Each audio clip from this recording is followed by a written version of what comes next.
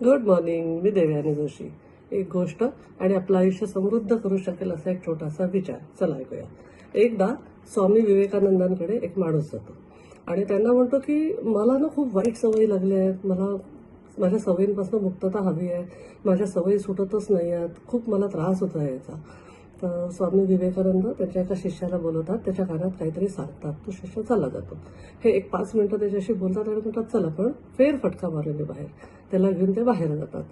जसं ते जातात बाहेर बगीच्यात त्यांना दिसतं एक माणूस असं झाडाला पकडून बसलाय घट्ट आणि म्हणतोय मला सोड झाडा, मला सोड, तू का मला पकडून बसलाय, झाडा मला सोड. या माणसाला काही कळत नाही. हा त्या स्वामींना म्हणतो हे काय, तो माणूस स्वतःच त्या झाडाला पकडून बसलाय, झाड कसं त्याला पकडणार आहे आणि त्यांना स्वतःलाच सोडून घ्यावं लागेल झाडापासून. स्वामी मंद हसतात आणि म्हणतात तू तुझ्या सवयींच्या बाबतीत असंच नाही करत आहे का? सवयींनी तुला पकडलंय की तू सवयींना पकडून ठेवलंयस? ते थोडं अजून पुढे जातात.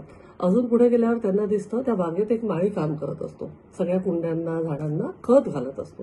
तर त्या खताची खूप दुर्गंधी असते सगळीकडे. तर तो माणूस असा दोन्ही हाताने आपलं नाक बंद करतो. थोडं पुढे गेल्यानंतर खूप सुंदर फुलांचा बगीचा दिसतो. तिथे खूप छान फ्रॅग्रन्स असतो, सुगंध एकदम.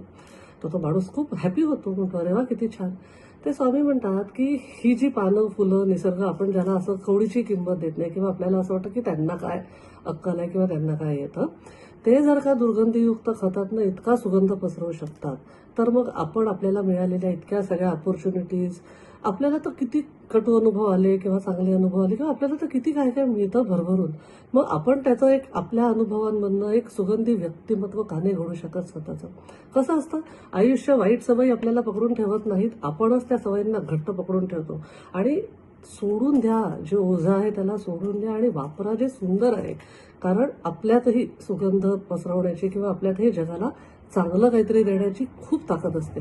आपण विचार करत नाही. प्रत्येकाला मी तत्वमसीवर गोष्ट सांगणार आहे. एकाने मला सांगितलंय, जे समोरच्यात आहे तेच आपल्यात आहे, जे समोर आहे तेच आपण आहे. जग आणि आपण काही वेगळं नसतो.